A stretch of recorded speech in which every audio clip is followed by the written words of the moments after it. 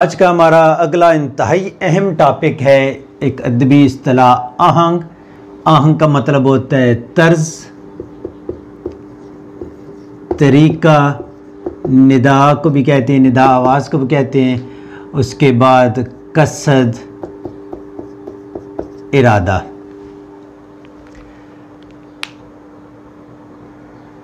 किसी शेर के अनासरे तरकीबी का रब्त जो है वो आहंग कहलाता है।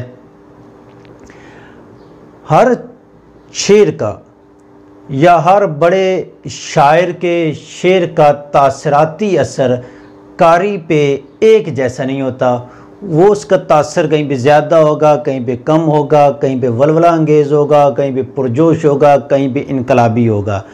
और कहीं पे शायर का जो ये तो तासराती आहंग हो गया, कहीं पे सूती जो असर होता है वो क्या होता है कि वो तादेर भी असर रखता है और कहीं पे सूती असर देर के बाद जो है असरअंदाज होता है।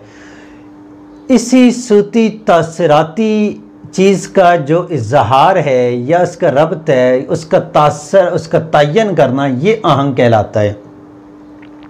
मैंने बात कही है कि हर शेर जो हो सकता है कारी पे तादेर देर से असर करे, एक फ़िक्री गहराई की बुनियाद पे कारी को देर से समझ आए और उस पर जो असर तादेर मतलब थोड़ी देर के बाद पढ़ने के बाद उस पर गौर व फिक्र, फ़िक्री अंसर उसमें हो। मसलन इकबाल का शेर है, आग है औलादे इब्राहीम है, नमरूद है, क्या किसी को फिर किसी का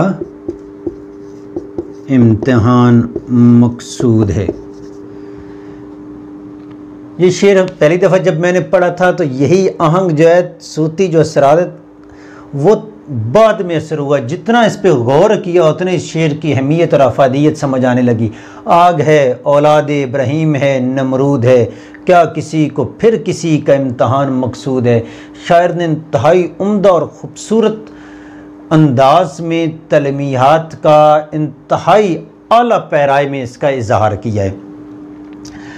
अच्छा, ये क्या होता है? ये आहंग है, उसका अंदाज है, तरीका है, कसद है, इरादा है, निदा है। सूत आवाज़ को कहते हैं निदा।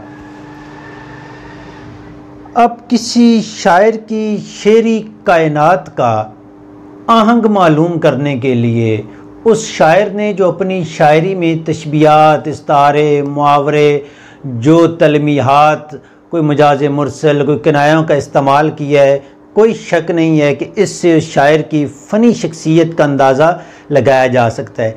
लेकिन शायर के आहंग को मालूम करने के लिए उसकी जो शख्सियत और फ़नी शख्सियत है वो बहुत ज़रूरी है। उस शायर के आहंग को जो है वो देखने के लिए, उसके आहंग का अंदाज़ा, उसके तर्ज और तरीका ढूंढने के लिए ज़रूरी है।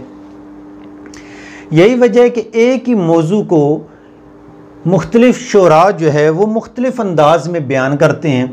मसलन नासिर काज़मी की जब फ़नी शख्सियत है उसका आहंग एक ही मौजू जो महबूब की गली से बयान करता है, तेरी गली में सारा दिन, बहुत मुख्तसर बैर में है, तेरी गली में सारा दिन दुख के कंकर चुनता हूँ। ठीक हो गया। अपनी लहर है अपना रोग, दरिया हूँ और प्यासा हूँ, मेरा दिया जलाए कौन, मैं तेरा खाली कमरा हूँ, अपनी धुन में रहता हूँ, मैं भी तेरे जैसा हूँ। ये ग़ुलाम अली की आवाज़ में सुने, उस दिन इन सुरों के हक़ अदा कर दिए है। बस खैर मौजू है, एक ही मौजू महबूब की गली, तेरी गली में सारा दिन दुख के कंकर चुनता हूँ, यानी वहाँ से जब भी गुज़रता हूँ तो आप दीदा अफसरदगी मेरे अंदर आ जाती है। ये थे नासिर काज़मी। फैज़ अहमद फैज़ क्या कहता है? सीखी यहीं मेरे दिले काफिर ने बंदगी, रब्बे करीम है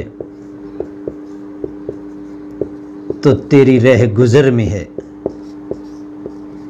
बड़े लोग, बड़े नाम, बड़ा काम, तेरी रह गुज़र में है। अब फैज़ अहमद फैज़ ने महबूब के हवाले से, अब देखें नासिर काज़मी का, तेरी गली में सारा दिन दुख की कंकर चुनता हूँ, सीखी यही मेरे दिले काफिर ने बंदगी, रब्बे करीम है तो तेरी रह गुज़र में है। तो फैज़ के आहंग जो में, अब मीर तकी मीर दुख और अफसरदगी, नासिर काज़मी शायर था और इसे अपने अहद का मीर भी कहा जाता था, कनूती शायर है।